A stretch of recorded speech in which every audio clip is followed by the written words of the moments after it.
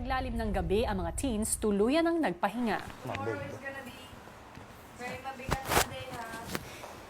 Samantala, ang mga adults, the back, baby, it's you.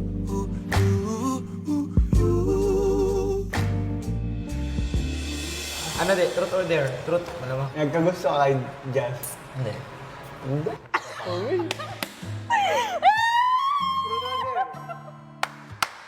I feel it coming. I feel it taking control. Natatamaan ka na ba kay Ate Jan? Hindi. Wow! Madali yan. Madali yan. Napakasimple. Nagselos ka ba sa akin? Nagseselos ka ba sa akin? Ayan! Ayan! Kaibigan, nabalik sa iyo yung tanong, kaibigan.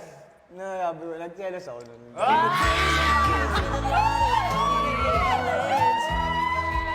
Too proud to beg and too dumb for stealing. Siyempre, abang tumatagal o kuya nung inuman namin, may nagkakatapatan na din po ng feelings. Sige, ako. Ayusin mo, kakampi tayo. May pag-asa ba si JM after all lang ito?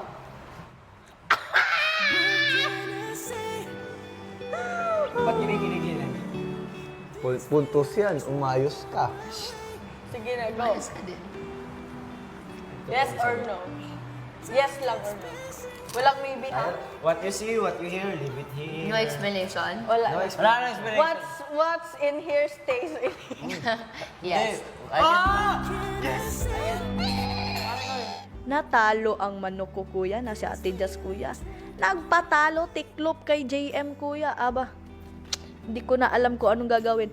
So yun, sinuportaan ko na lang. Huwag na yun, huwag na yun. Sige, ayan lang. Gusto na ipatanong ng aking madikit na kaibigan. Sige. Nagselos ka ba kay Piang? Ay, ay, ay! Ayun. Ayun. Ayun yung gusto ko malaman. Gusto ko malaman din. Wala bang consequence ko yung answer? Ba't Yes mo- or ba't no? hindi mo masagot, Helen? Oo, no. Ayun ang tanong yan galing. Galing sa isang malapit kong kaibigan dito sa loob ng bahay ko. Si Yo. Fiangi. Si Piang eh.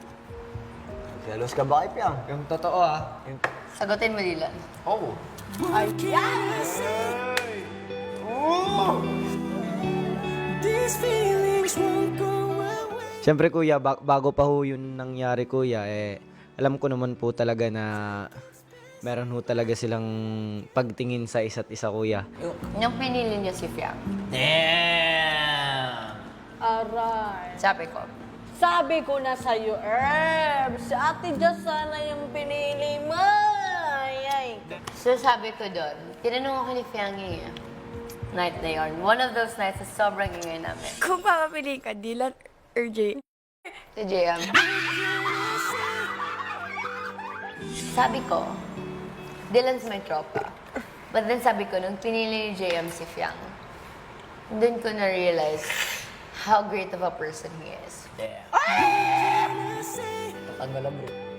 si Jazz patuloy na nagbahagi ng saloobin tungkol kay Fiang. Alam mo, ito yung nangyari kay Fiang. Kasi it was the first time that Fiang really told me things. Kasi di ba, it was from she didn't trust me or she disrespected me because akala niya, it's just me as an ate. Be cautious lang. What kind of actions? The super like Yeah. clingy to the highest level.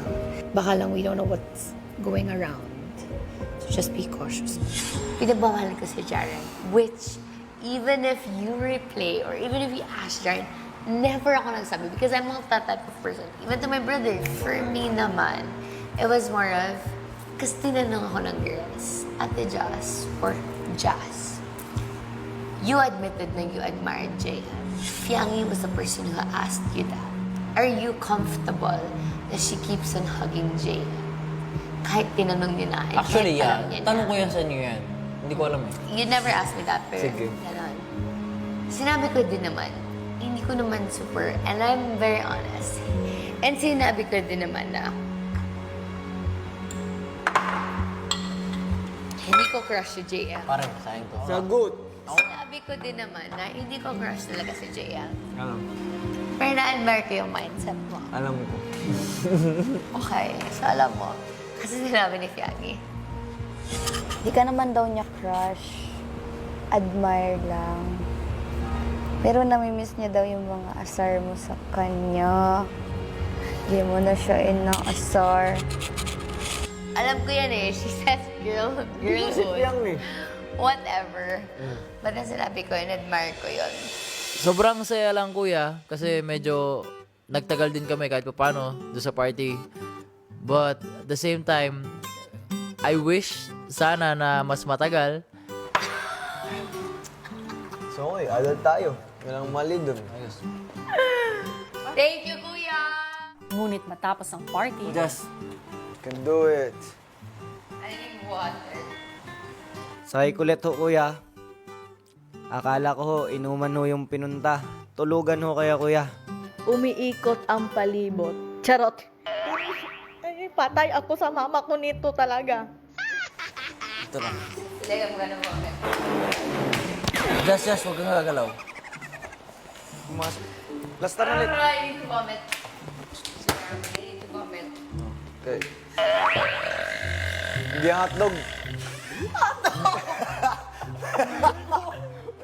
Si JM naman ho kuya, ayun din ho. Isa din hong winner din ho kagabi. Magkapares ho talaga sila ni Ate Jazz kagabi na tumawag ho kay Uha. Galing mo yan. Wait. Okay. Buhay mo. Dapat sa lalay dito.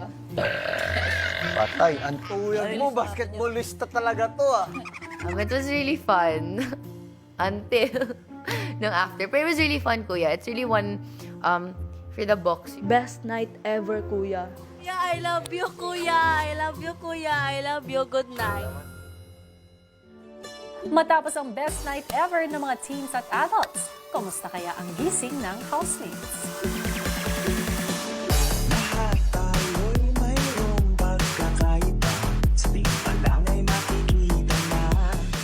Naririnig ko po sila kagabi. I know, me too. Kahit nung tulog na lahat ng tao, naririnig ko po sila sigaw. Sigaw sila, no? Sino? Si JM. Ano nangyari kagabi? Hindi mo alam, De? Kuya, salamat! I love you! Hindi mo alam? Ayos ka! Kakainis. Si Dylan din, sigaw na sigaw. Kay JM. Si D? Hindi mo alam, Je? Actually, alam Naalala ko muna. Ganun, nahihiyak na ginawa niya. This is the best night ever! Ang mga teens tila nadidiskubre pa ang bakas ng night out ng mga adults.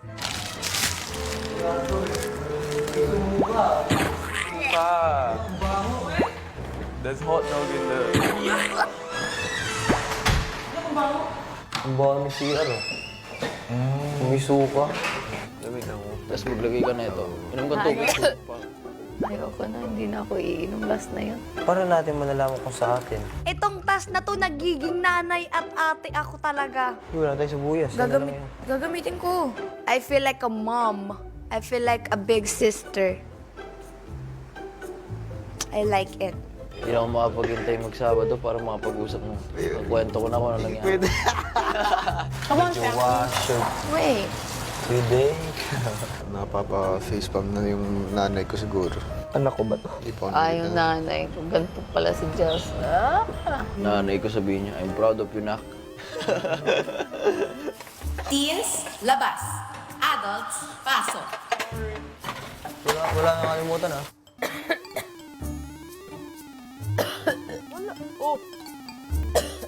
Okay, let's go.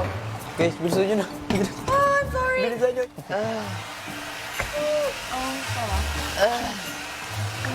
Sabi ko na nga ba eh. Papasok nila yung blower sa kwarto eh. And palagay ko hindi na nila ilalabas yun hanggang sa buong linggo. Kaya sabi ko to sa mga babae, kay Colette tsaka kay Jazz, expect nyo na isang linggo wala tayong blower. Itong tas na to is very okay din. No, kasi minsan lang tayo talaga mag-bonding. Alright. Nakakabahan ako, ah. Bakit? Wala namang masamang ginawa kagabi nun. Umamin ka lang, yun lang. Hindi mo masama, eh. Kaya nangyari, alabi na alabis kay JM. I feel like, Kagabi din, best night ever natin, eh. What if ano? I feel like they did. Wala namang magiging masama. Wala nga. Papaisip ako, ah.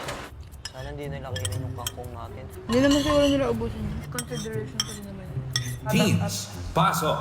Adults, labas. Sabi ko sa inyo, yung plato! Nalabas ka ba? Oo. They were cooking tortang talong. Some of us tried to finish cooking pero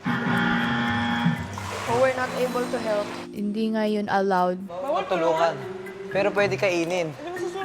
Well, I did not see any of them eat it pero I think none of us ate it. Naka-heater ata tayo. Oh, we shouldn't eat it guys kasi tig-isa ng egg na para sa kanila so, you know, it would be quite unfair.